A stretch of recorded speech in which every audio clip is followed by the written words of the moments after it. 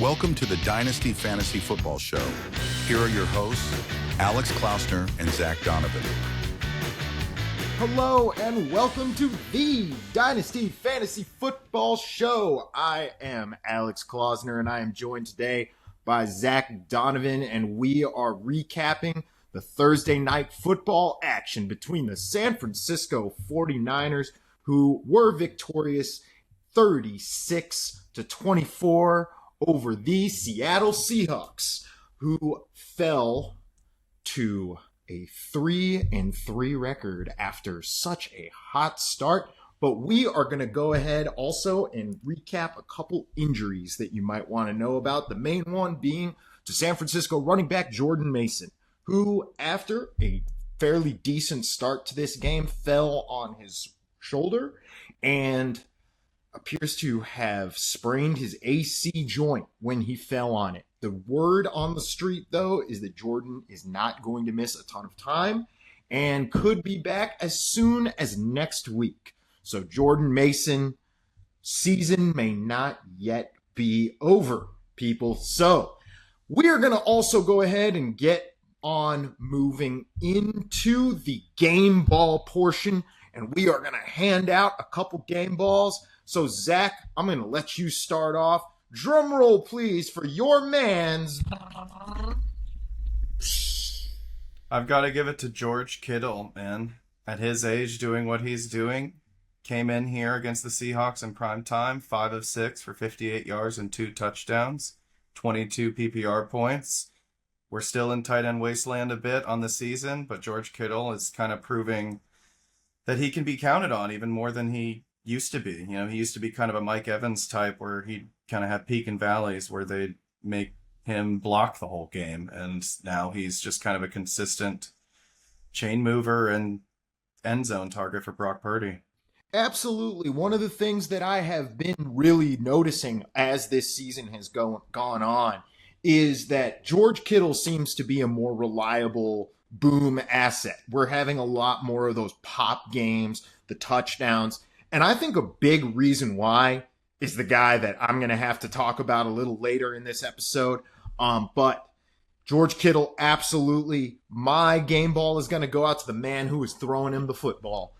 And that is Mr. Brocktober himself, Brock Purdy. 18 of 28, 255 yards and 3 tutties, good for 24 PPR points. Brock is just telling you every week, people, that the hype is not just hype. He is not just game manager Brock. He is a true franchise quarterback who is getting it done week in, week out, getting you to the Super Bowl. One of the things that I always have been saying is there's this perception, Zack, and I'm sure you've heard this, right? Kyle Shanahan can get it done with anyone, man. You just put anybody back there, and it's just numbers city, man. They're just going to win. They're going to go to the Super Bowl. They're going to do all this stuff. Well, the reality is, if that was true, Trey Lance would still be in a 49ers uniform, right? No, he can't just win with anybody. It takes a special somebody to go out there and do what Brock is doing, even if it's Kyle Shanahan coaching. So my man Brock, I got to shout him out as the game ball. But now we are going to go on to the opposite of the game ball. We are going to hand out the bell of shame. Shame. Shame. And we are ringing that thing for whom, Zack? I'm going to go with DK Metcalf. He had 11 targets thrown his way this game. He only caught 3 of them for 48 yards. Fewer. Thank you, Stannis Baratheon. Fewer than 8 PPR points.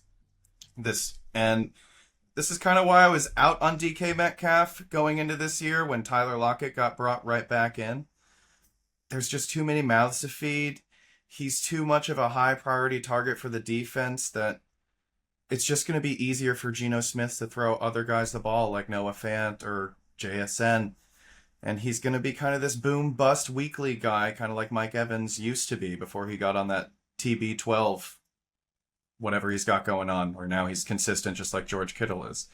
So this is a horrible performance. Now, I will say he did get a touchdown called back because of an illegal shift by Ken Walker, so he should have had that. He also should have had another one where his toe was just out of bounds. But this is kind of like the T. Higgins thing, right? Like, there's so many shouldas with DK Metcalf. There's so many high target games that don't convert to points.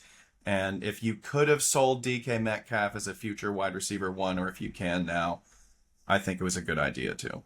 One of the things that I think where maybe I feel like we're being a bit unfair to DK too is there was another touchdown that, like, this guy legitimately should have had probably a 3 touchdown game. You know what I'm saying? Like, there was another one too that I can specifically recall where Geno Smith just underthrew a open DK Metcalf who had just burned the entire defense. And so in fact, it was to the point where I was actually considering giving Geno Smith my bell of shame for this game. Like, Geno only got you 14 PPR points. He was brutal. I think this game really showed me more than anything that Seattle has to go out and get a better option at quarterback. Like, that ball to DK, that has to be a completion for a touchdown in the NFL. You have to have an arm big enough to deliver that thing downfield to play quarterback in this league. And I'm not sure that Geno really has that upside as a passer, you know, and he really put that limited upside, the sometimes poor decision making. You saw him beating himself over the head with his iPad at one point on the sideline. Like, this was an ugly game from Geno Smith, even though he had the volume, even though he was dishing out some targets. Yeah, we're seeing him hit that ceiling, you know, and we're seeing the team hit the ceiling of what it is to have a bridge quarterback at the helm, you know, who just can't take you there. And that might be a good reason where this might be the peak and valley with D.Kalf, because I did I say D.Kalf? Nice. DK Metcalf. Yeah, dude, I am absolutely calling him D.Kalf from now on. D.Kalf. Dude, man, a nickname is born. Oh, it's perfect, dude. Oh my God, how have we not found this sooner? But so I, before last year, I bought D.Kalf for a first. Then before this year, I sold D.Kalf to try and get up to Malik Neighbors or Marvin Harrison in a couple leagues. And now we might be back to where D.Kalf is back on the down, and you might want to buy low on him because Tyler Lockett is eventually going to leave, and Geno Smith is eventually going to get upgraded. I mean, to me, like, and I maybe we've mentioned this on the pod before, but to me, the move that Seattle should have made was to, like, get up to, like, the Titans pick or something, number 7, right? And just be like, what do you want for that? Jump in front of Atlanta. I almost feel like they were expecting Atlanta not to draft Michael Penix, and they were expecting Penix to fall. Because, like everyone else, yeah. Yeah, and I mean, like, really, like, if you think about it, I almost feel like that's what they were expecting. Because look who their offensive coordinator is. Penix's offensive coordinator in college, right? It would have made so much sense to go get the guy from Washington University who just in Seattle to go play for the Seattle Seahawks, right? So I think that there probably was, like, a certain expectation that they were going to land him to begin with, right? But anyway, point being is the priority they have to put on that position, I think is just only upgraded this year, right? Mm-hmm. So I would expect the Seattle Seahawks to be very much in the market for a quarterback, largely as a result of this game and what Geno Smith put on tape when they really handed him the keys and said, go win it for us, son. He could not do that, although he did get them close. So, I mean, it's not like Geno Smith is a bum. I'm not trying to say that. I'm just trying to say that, like, what is going to happen is that franchise is going to eventually say we have a better team than 9-8 finishes, 8-9. You know, we expect with this talent, we can do better. And I think that quarterback is going to be looked at as a reason why they assess that they're not performing as well as they are. You gotta take the shot. Yeah, absolutely. All right. So are you ready for my bell of shame? Shame. Shame. Ding, ding. He's a frequent offender. Yeah, he is. And it is going out to Brandon Aiyuk, who, I mean, look, we are just getting to a point where I am suggesting, probably from a start sit perspective, that you just treat him like a boomer bust flex that is going to pop for you maybe out of your wide receiver 4 spot. I am looking at a lot of guys in my lineup before I'm looking for Brandon Aiyuk to be in my lineup. He got you a whopping 2 of 4. 2 receptions on 4 targets, 37 yards, good for 5.7 PPR, of which those 2 receptions account for about half of that PPR total.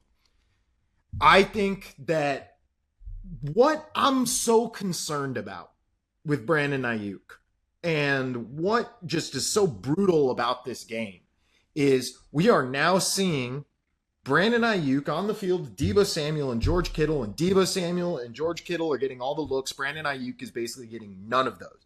His amount of targets is totaling that of, like a backup running back in this offense. I mean, we are seeing him almost completely phased out. You have to think that the holdout, the trade requests, all of these things have something to do with it. And it's just getting impossible to trust this guy as a fantasy asset. Now, I am not suggesting to sell him. I actually think that Brandon Aiyuk is probably more of a hold. You just want to hold on the talent, see how things go. Maybe things will get better. The coaching is right. The quarterback is right. All of the situation should be golden. It should be, but it isn't. So my question for you, Zach, do you see things the same way? Are you treating Brandon Aiyuk the same way? Are you trying to sell him? What do you think? He might be struggling a bit too much to sell him right now. If there is someone who thinks this is not any cause for alarm and they're willing to kind of use this window as a buy period rather than a buy low, just like, hey, I don't think I can get Brandon Aiyuk any other time. He's going to be back to who he was, so I'm going to try and get him now. If you can sell him at that price, I'd be out on him. I doubt that happens, though. He may be a buy low or a hold, like you said. I would almost encourage people to start making some offers and see what you can get him for. Because, the production's been brutal. But again, the situation is so just ripe for production in general that any given week you could see this guy get 10, 11 targets, 100 yards, 2 touchdowns, and then all of a sudden that price isn't going to be that price anymore, right? Yeah. It's tough with that offense because Christian McCaffrey isn't even there commanding his target share, and I am a Ricky Pearsall believer, and I think he's knocking at the door of this depth chart whenever he can. He came into the season injured and then he got shot, and he was already coming into a crowded room. So, we expect him to come online. This is a first round pick. I'm pretty sure Brandon Aiyuk's draft capital and Ricky Pearsall's draft capital are very similar. So, long term for Brandon Aiyuk, I'm a little nervous. Like, this is not how you want to see a big contract play out. This kind of makes people have buyer's remorse. You don't want Kyle Shanahan feeling buyer's remorse when he has so many other people to put the ball to. So if you think this could be a window where you can buy low, let Brandon Aiyuk have some games, and then sell high after that, I'm with it. If you're thinking, ooh, this is an opportunity to get a cornerstone wide receiver for my dynasty team, I probably wouldn't be thinking that. For me, what is so strange, right, is it's like the phase out of Brandon Aiyuk in this offense after they've given him the contract. Yeah. That's what is like so baffling to me, right? Like I could see this if it was like we're in active negotiations with this guy, so we're going to intentionally, not throw to him. We're going to depreciate his target share, so his stats look terrible, and we can basically say, "Hey, agent, he's not producing anything. The price is going down." Sure. But we're giving him the contract, and then we're phasing him out. That's what I don't get about this. this. It tells me that, like, okay, we've given him the money and he's still not doing what we want him to do, whether it's in practice or, in the classroom or on game day, like what he's doing. I don't know, the effort he's bringing. It's telling them, like, they don't like what they're seeing for their money is what it's telling me, and that's scary. Yeah, no, definitely. One thing that I did when I was looking this up was to go check out some of the advanced metrics on Aiyuk. And one thing that kind of stood out to me that was kind of interesting is he has the lowest average yards of separation of anyone on the team. You're looking at Jordan Mason has a higher average yards of separation. George Kittle. Patrick Taylor has a higher, average yards of separation, right? It is just an ugly look for a guy who is the highest rate, or is the highest number of routes run on the team. Like, he is getting the most usage in terms of routes run and plays run and involvement in this pass game, but he's not getting the looks. He's not getting open. This is a problem. Is he getting taken out by opposing defenses? Does that like respect double coverage? Is that what's going on? Like, I don't know if that's what's... It could be that he is starting to get, the really tough draws as people are just like maybe keying in on him because C-Mac is out. So there's a little more room. It's like, we're going to let Jordan Mason beat him. That is a possibility that maybe when C-Mac comes back, that does kind of open things up a little more downfield for Aiyuk. So possibly, I mean, what really even C-Mac, he isn't long for this world, right? Neither is George Kittle. So I mean, sure, but C-Mac has a game that I think is going to help him stay in the league for a long time, whether or not it's as this workhorse running back. But I think he's one of those guys. I mean, even Adrian Peterson played until he was like 38 years old, So we've seen that happen before. Now, I was going to say another thing that kind of like stood out to me from this game about like the Aiyuk situation is that I really feel like, just from the performance and the usage standpoint, like, why didn't they just trade him? Like, if you really had an issue with this guy, why give him the money? Why not just send him to Pittsburgh and let this be Mike Tomlin's problem? It sounds like he was making that very difficult and trying to call his shot and stuff like that, not being very cooperative. So yeah, this has a stink to it. Yeah, it really does. I would be a little concerned, but I would, if there is somebody who is giving you kind of this panic discount on this and is not going to charge you a first round pick, maybe you can get you can get him for a second, something like that. Oh, yeah. You can get somebody that's really just like, oh my God, red alert.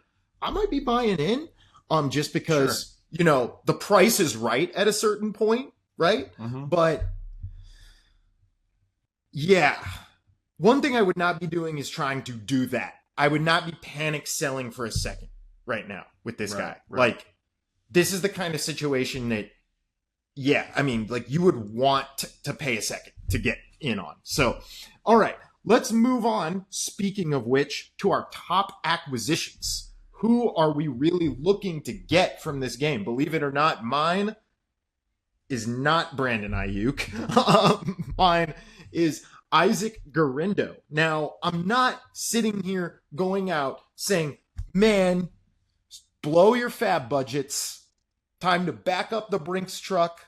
I am not saying let's get a first round pick and go ship it off for Isaac Guerendo. Okay? What I am saying is he on your waiver wire? Is he available for a third round pick? Maybe that's something I'm willing to do, because when he got in this game, 10 rushes, 99 yards, good for 9.9 PPR points. He did not get any receptions. That is something to watch out for. And a lot of this did come on a 76-yard long run. So not super efficient. But one thing that Guerendo does have is hot, nasty speed, my friends. This is a 4.3 runner. He is a hard-charging runner. And Kyle Shanahan, likes guys like this. So with the fact that Jordan Mason is dealing with an injury, maybe Guerendo's going to get some more work next week. Maybe there's a little window that he starts sliding in and making this a little more of a rotation and developing some flex fantasy value. Zach, what say you? I agree, especially with the Jordan Mason injury. C-Mac isn't looking to return until November, so you got a few weeks here for the Rook to come in and earn a role. He's only rostered in 2% of leagues right now, so I'd grab him. And as a guy who's dealing with both Christian McCaffrey and Elijah Mitchell on IR, I've been really annoyed watching the Jordan Mason owner do well. So this to me is like an opportunity to steal that leverage back a bit, and I will blow a little more fab than I might normally do to secure this guy, because again, he is the new face. That is kind of how it works with Shanahan. There isn't really a backup that really secures the job for long unless it was Elijah Mitchell, and he's on IR, so we don't know how that's going to shake out. So it's always good to take a shot at a Kyle Shanahan back, because if he's the one or the two, it's probably going to be starting for you a few weeks a year at least. Absolutely. Now, besides Guerendo, is there somebody that you are thinking you want to go ahead and buy off of maybe Seattle? Yep, I'm still gonna talk about Noah Fant here. It's proving accurate that he's earning a consistent role. It's not a lights out one, but if you're in tight end premium like I am, having 6 of 6 for 63 yards is about 18 points in that format, 12 points in standard PPR, and it's hard to find a worthy tight end like that. And we just talked about why DK Metcalf might get more opportunities in the future and why his future could look up. Same is true for Noah Fant. Tyler Lockett will be gone at some point, and Geno Smith will be upgraded to someone who slings it. I mean, even if they bench him for Sam Howell was slinging it in Washington last year. You don't really have to be an amazing quarterback to come in here and improve people's fantasies, prospects rather. So, yeah, I like Noah Fant. I feel like he's forgotten. He has no name value, and his production will be worth more to you than his trade price. That is absolutely true. And one thing about Fant, and I mean, I've talked about it on previous episodes, is like I was in love with his college talent. Like, I was so in on Noah Fant as like kind of the next big thing as like the receiving tight end in the NFL. And he has this like premium size speed combo. He was really looking dominant against like college defenders and stuff like that as just like a total difference maker in the middle of the field. And we've just never seen that materialize for him in the NFL. I don't know if that's because like he's just a weak blocker and like they just really like value having more of the blocking, tight ends on the field to help out in the run game, and he can't give you that. But as a receiver, he really can give you something in the right situation. But that's the thing, is it going to continue to be the right situation for him? I don't know. I've always seen this we've seen these kinds of games out of him before, where it's like, oh, no Fant showed up. Yay, and then like, heck, we've even seen like him get like touchdown, multiple touchdown days. The problem is it just the consistency factor. To me, that's it. It's you're getting the floor a lot of the time. That's the consistency, really, is that most of the time you're getting the floor, and the floor is ugly with Noah Fant. But yes, you can sometimes get respectable days out of him, but I would just be... It's the same thing with Guerendo, right? Like, do not go and spend a second-round pick in your Dynasty League to get Noah Fant on your team, please. Whatever you do. Right. Like, I'm begging you not to do that. But if you can get him for a third, a fourth, a waiver ad, whatever, like something that's just not going to hurt you in any way to get rid of, just have it, something you're throwing in as a trade piece, like that's what you go and you acquire these guys, Isaac Guerendo and Noah Fant with. We are not suggesting to go spend first round picks on these guys. Please don't do that. You will really hurt yourself. Yeah, make the Noah Fant owner throw him in as a sweetener in a trade. You know what? You know what I mean? Just try and get him for as free as you can, and you can. And then you can plug him in your flex or your tight end spot and just get a reliable floor, So who are you going to send to the Noah Fant owner as part of that trade, Zach? Why don't you tell us about your top sell for this week? My top sell is Deebo Samuel for all the reasons that we're talking about. Brandon Aiyuk struggling. Deebo Samuel only had 3 catches this game. He was 3 of 5 for 102 yards and 1 touchdown for 20 PPR points, and all of that came on, I think, 176-yard touchdown. Other than that, he'd be 2 for 30.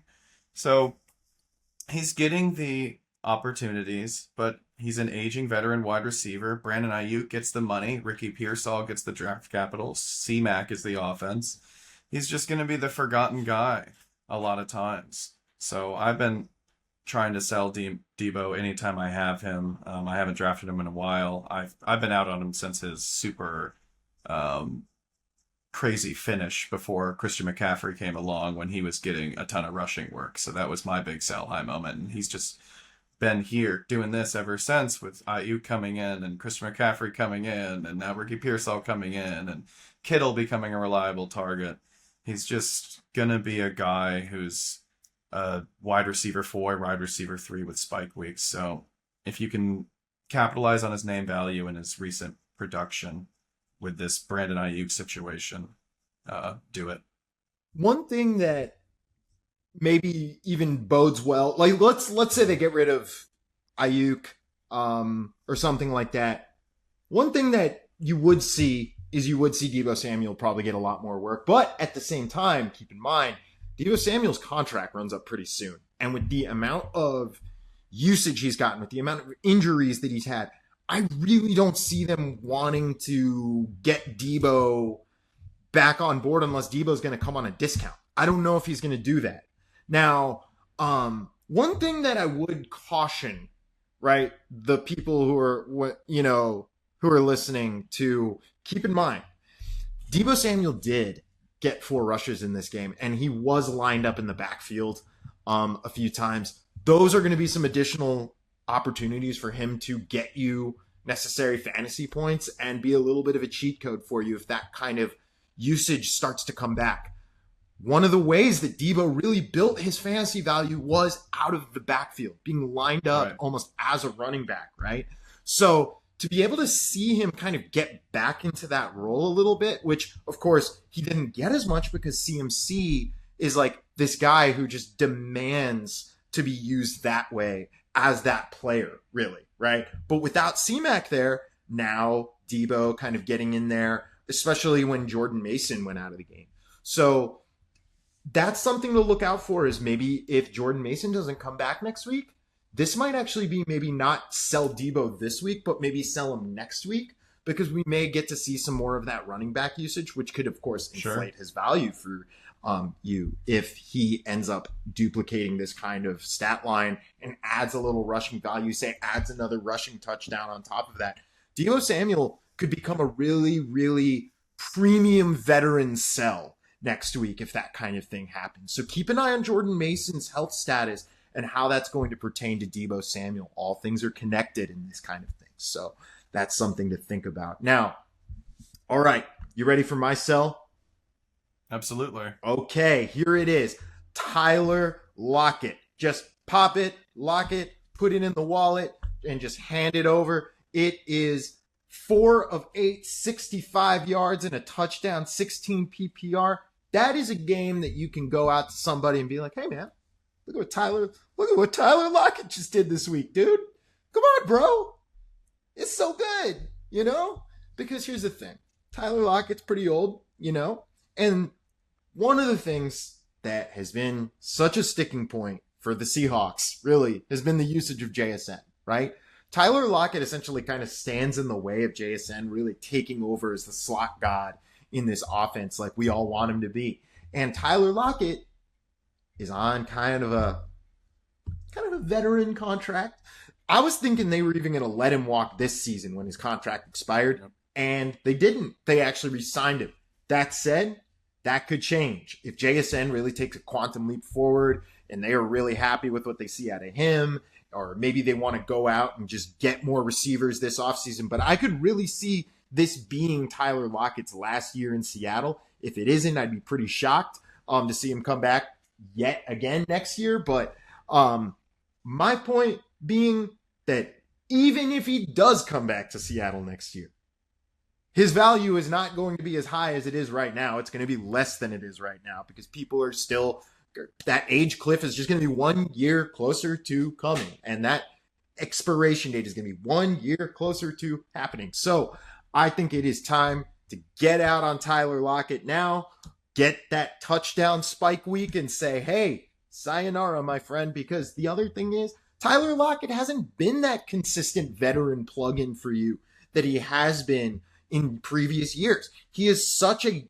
boomer bust guy. You never know when he's going to be involved in the game, when he's not going to be involved in the game. It's almost like him and JSN are like mirrors of each other at this point, right? Like, you're going to get the JSN week out of Tyler Lockett most of the time. So I'm getting out of Tyler Lockett now. Zach, tell me if I'm whack for that one. No, it's been time to be out on Tyler Lockett for a while.